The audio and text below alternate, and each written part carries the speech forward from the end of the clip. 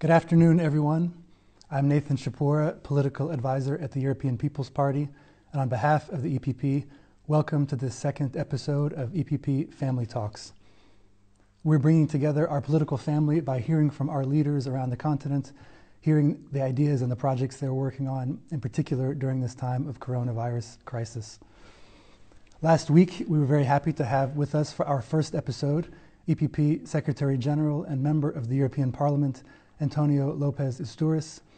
Today, for our second episode, we are very glad to welcome EPP Vice-President, member of the European Parliament, and EPP Group Vice-President, Siegfried Mureșan.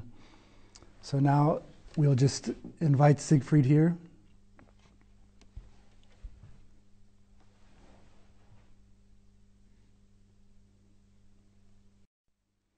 To all of our viewers so far, to Mariana, to Nat, Balic, Paul, and now here we are with the Vice President. Vice President, thank you so much for joining us. With pleasure. Good afternoon, Nathan, and good afternoon to everyone following us here on Here we Instagram. are. It's nice to see you. I hope you're keeping safe, and the volume. you and your families are all Thank you so well much for joining us and for your time. And let me see, I think we have a volume issue here. Here you are. Can you hear me? I can. Can you hear me? I can, loud and clear. It's nice to see you, Nathan. It's nice to be online with you. I hope you're fine. I hope you're healthy, and I hope that your family, friends are, and also all those following us are keeping safe and healthy. Likewise to you. Actually, one of the first things I wanted to ask you about is a photo you posted a few days ago or a few weeks ago of you and your wife working from home. And I just wanted to ask, how are you doing? How are you coping with this time of lockdown? Look, we're fine, like all of us, understanding the fact that the virus is something which is transmitted from human being to human being. And every contact, getting out of the house, meeting a friend, visiting your parents, shaking somebody's hand, hugging someone, greeting someone, means that you can transmit the virus, means that you can infect somebody with that you can infect yourself. So we're staying home as much as we can. We're going out for shopping once per week, normally on Thursday. We are going a bit by bike here around in the surroundings or walking, but normally early in the morning or late in the evening when it's not too crowded. And I myself am going to the Parliament, to the European Parliament in Brussels, whenever I'm strictly needed. For example, tomorrow and the day after tomorrow, we're going to make important decisions regarding European funds. We're going to make money available in the fight against coronavirus. I'm in charge of this, so I will be in Parliament tomorrow and on Friday. But this is an exceptional case. Other than that, staying in the house. My wife's also working from home. We're fine. She's working from the office, and I'm working here from the living room. It's good. Well, I want to ask you about your work at the Parliament, but first I wanted to ask, about something else which I know you're doing from home, which is having a lot of Facebook Live sessions with viewers, with followers, with citizens. And I just wanted to ask, how is that going, and what are you hearing most from people? What are their questions and their concerns? Look, it's clear that after the crisis, we're going to consume less of some goods and more of some other goods and services. And one thing that I'm going to keep doing even after the crisis is video conferences, lives. 7 hours of video conferences might be a bit too long, but for sure, these are useful tools. And look also at us. You are in the EPP party headquarters. I assume, given your background, I'm here in my living room back home. Many viewers are following us online. So this is just a great tool. So we're going to do more of this after the crisis as well. And so I'm a lot online. I'm following what people are saying, and I am trying to communicate myself as much as possible, because frankly speaking, in times of a pandemic, more than ever, people need accurate, correct information. They need to know what the governments are doing. They need to know what Europe is doing for them. And frankly speaking, we are already doing many concrete things for them. We need to tackle fake news, propaganda. I heard people telling me that, you know, Cuba, China, Russia is helping their country more than the European Union would. So one needs to explain all of the things that we're doing. People then understand. So I'm a lot online in order to promote what we're doing, to listen to people. Generally, people understand the measures that were taken and the period that we're going through, but we have to know it's not easy for them. You know, for Carolina and myself, it's easier than for somebody who has 3 children at home, who needs to work from home, take care of the kids, make sure that homeschooling is working. 3 kids means, you know, 3 iPads or 3 laptops available. So what I'm trying to say is this has a multitude of implications. People are concerned, and it's our duty as politicians, you know, to listen and to provide solutions wherever we can. I want to drill down in some of the more specific things you're working on, in which you mentioned there. But first, I want to thank you again for agreeing to have an informal interview with us. And so we started with a personal question, and we're going to finish hopefully with some more fun personal questions and a kind of rapid response round. But now I want to ask you some more serious questions about the policy work you're doing. And I have here, and you've agreed to this, this board game hourglass, or it's actually a 30-second glass. So I'm gonna, when you get to 30 seconds, I'm gonna flip it, so you know, hopefully, you know, we can have sort of 1-minute answers for these questions and cover as much ground as we can. And just remember, pretend I'm not an expert, and our viewers aren't experts. So pretend maybe we're 17-year-olds in a kind of a civics class. So anyway, we'll see how this goes. Yeah. So first of all, I just wanted to ask, what's the situation like in your home country of Romania, which is led, of course, by President Iohannis, by Ludovic Orban, both from your party and from one of our biggest member parties, the National Liberal Party, or PNL. What's the situation there?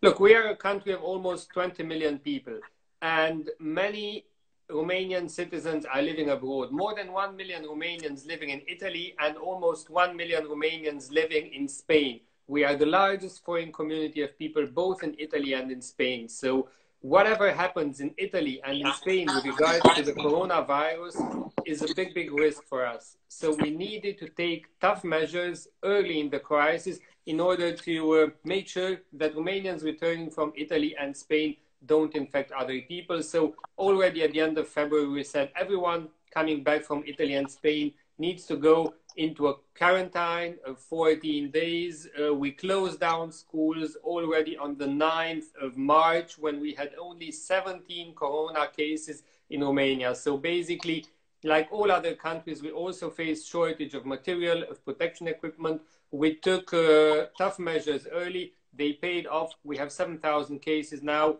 less than in other countries, but the situation is serious. So people have to also obey the rules. Well, thank you so much. Actually, you were exactly 1 minute there. I wanted to so basically, let me understand. So when you're flipping it, that means that 30 seconds are over, and we still have 30 seconds, right? Exactly. It's a kind of a warning. Exactly. Good.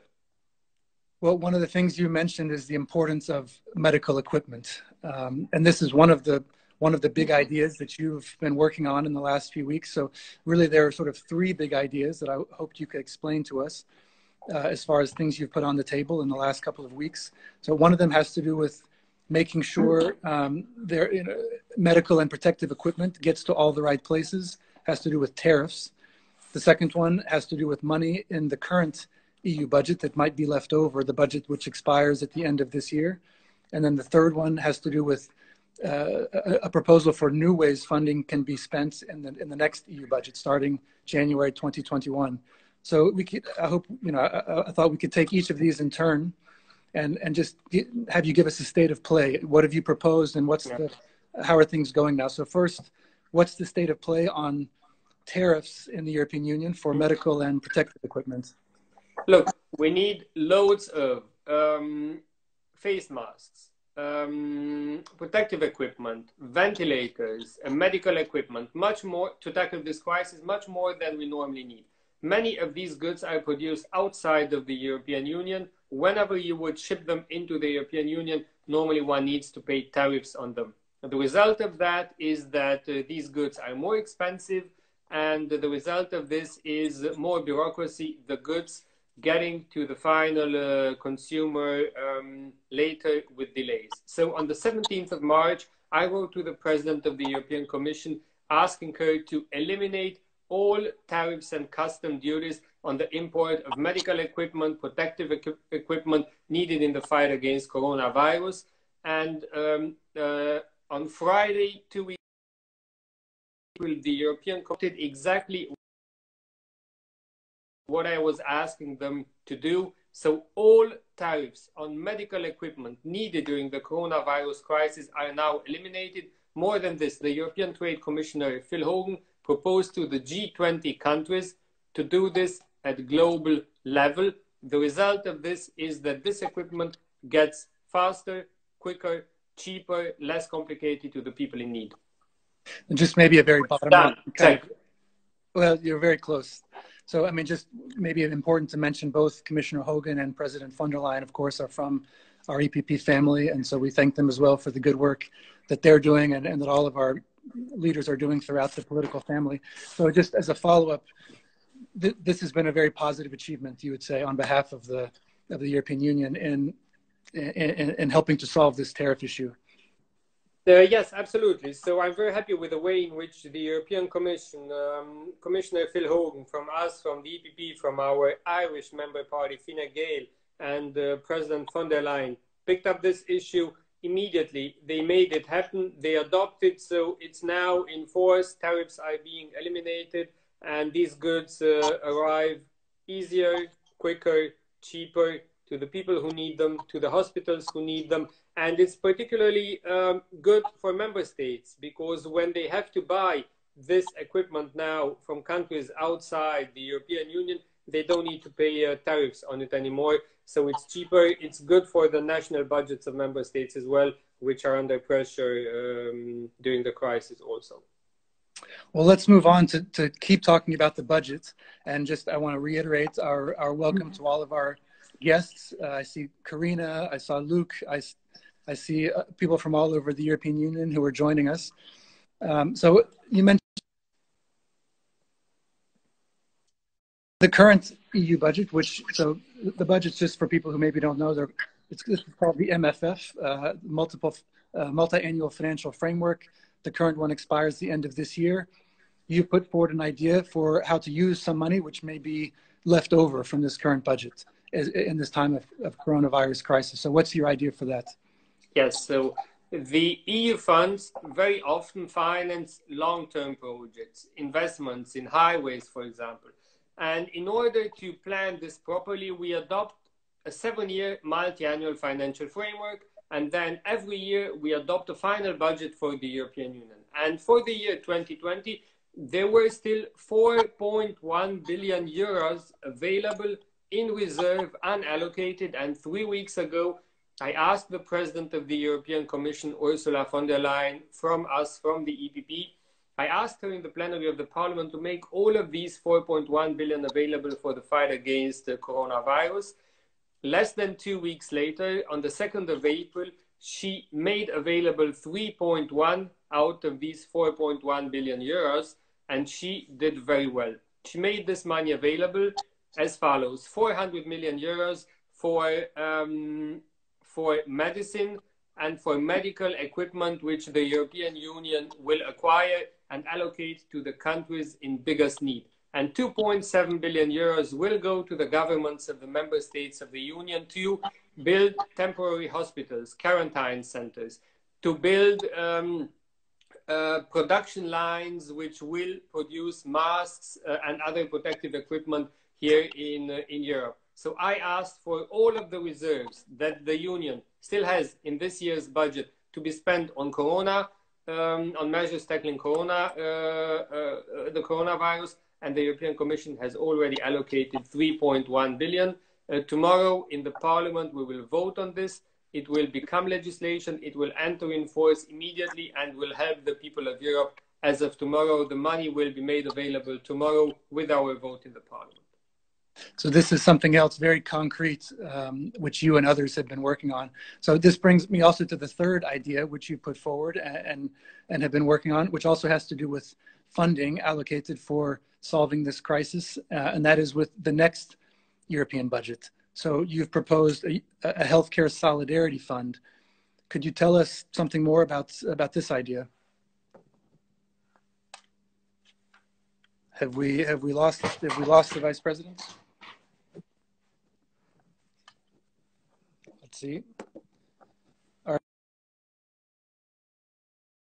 I think we just wait. Hopefully the Vice President can rejoin us in a moment. So maybe just to introduce again this final idea for whenever he's able to come back to us. Vice President Mureșan has proposed a healthcare solidarity fund of 50 billion euros, which would basically cover the next 2 years starting in January, to be used in particular to help countries and governments affected by the coronavirus. But of course, he could explain much better. See, can we find him again?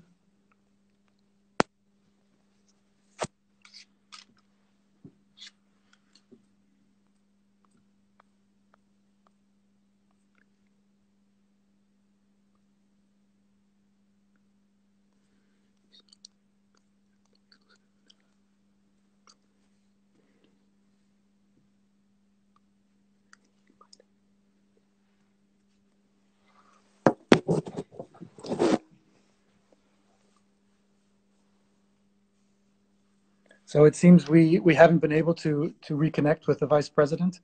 I think we will keep trying. We will keep trying. Oh, here he is.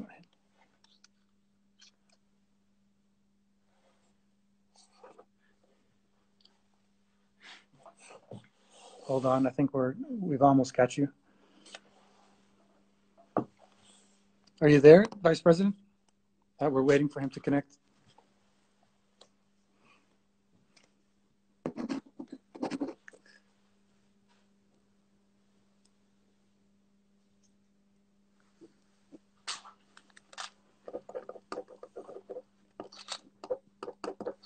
Just wait a little bit more. Hopefully we can reconnect with him.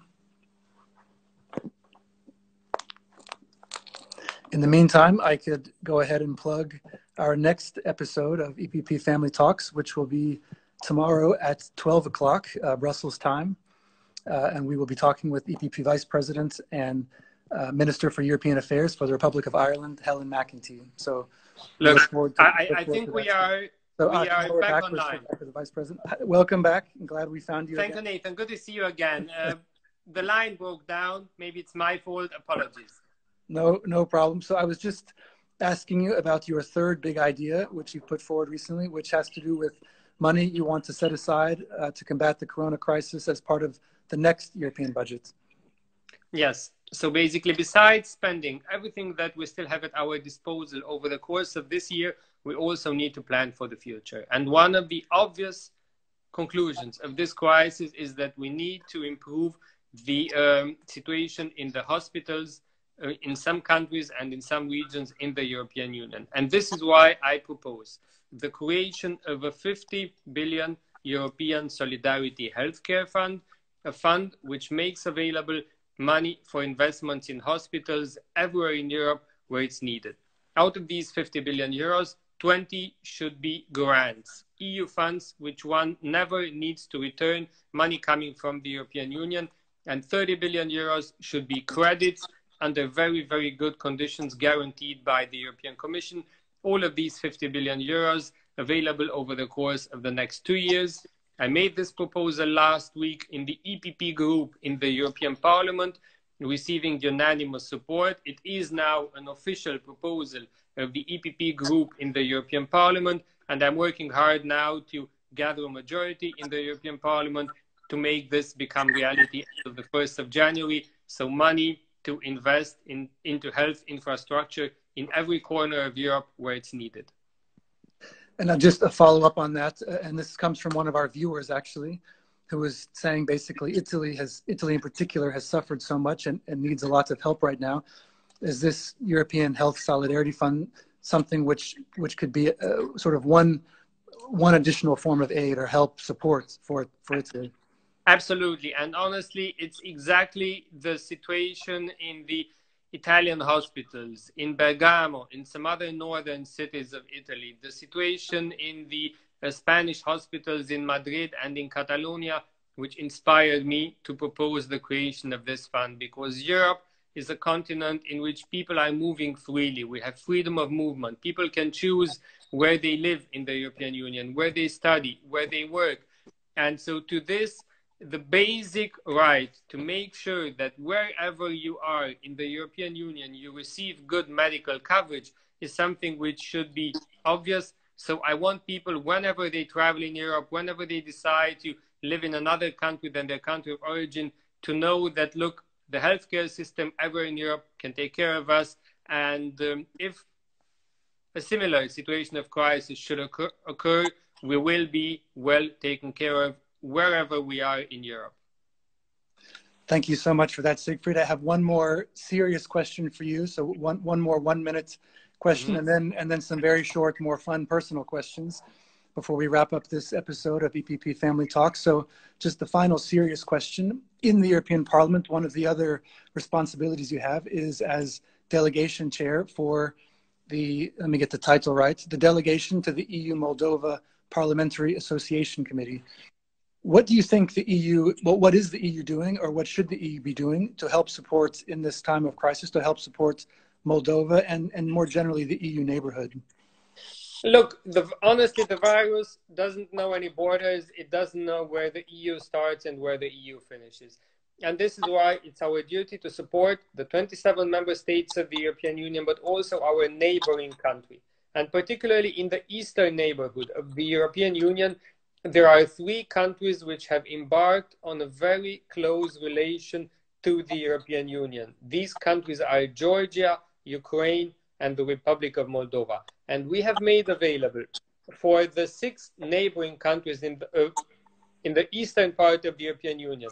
So the 3 who have very close ties with us, Moldova, Georgia, Ukraine, plus the 3 others who are neighboring us there, Armenia, Azerbaijan, and Belarus, 140 million euros in EU aid available now during the corona crisis. We are trying to help them with medical equipment, as we are also helping the 27 member states of the Union. They are our neighbors. We should not forget them in times of crisis. All right, I think that concludes our more serious parts of the interview. And so I have just some rapid fire kind of lightning round, more fun questions for you, hopefully. So just the first thing that comes to your head.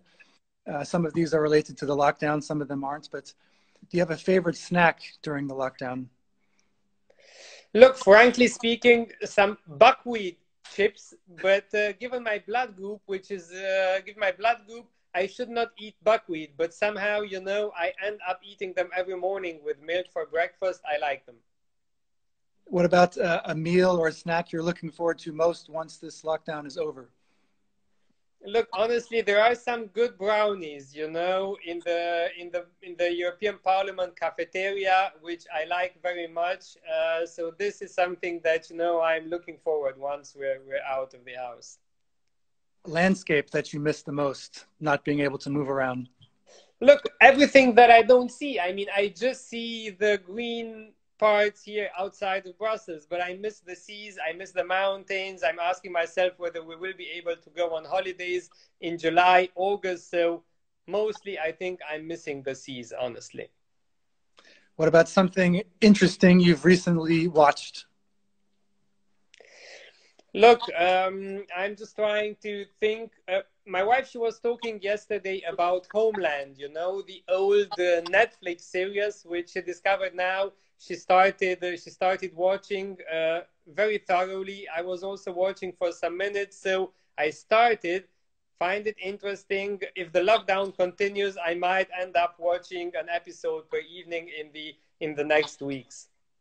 And last question, something interesting you've recently read? Look, we have now here on the table, I can also show it to you. Let me turn around the camera. I can. Look, I have a book here. I can recommend it to you. It's called The Dawn of Eurasia, written by Bruno Massage, former Minister of European Affairs from Portugal, EPP man, EPP government, good friend of ours of the EPP, somebody who knows what connects Europe and Asia, what we have in common. I can truly recommend this reading. Once again, The Dawn of Eurasia by Bruno Massage. You can see it here.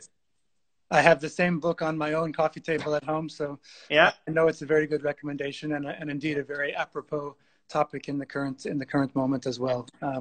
So Siegfried, Vice President, thank you so much for your time. Thank you for your work on behalf of your constituents and in the EPP family. And we look forward to talking with you again soon. And good luck and stay safe and well. Me too. You too, Nathan. Please take good care of the EPP headquarters. Stay safe, stay healthy, and see you soon. Bye-bye. Thank you. Bye-bye. Bye-bye. And to all of our viewers, thank you for tuning in, and follow us again tomorrow at noon for our next episode in EPP Family Talks. We will be speaking tomorrow live on Instagram at noon with EPP Vice President and Minister for European Affairs for the Republic of Ireland, Helen McEntee. That's it for today, and see you again next time.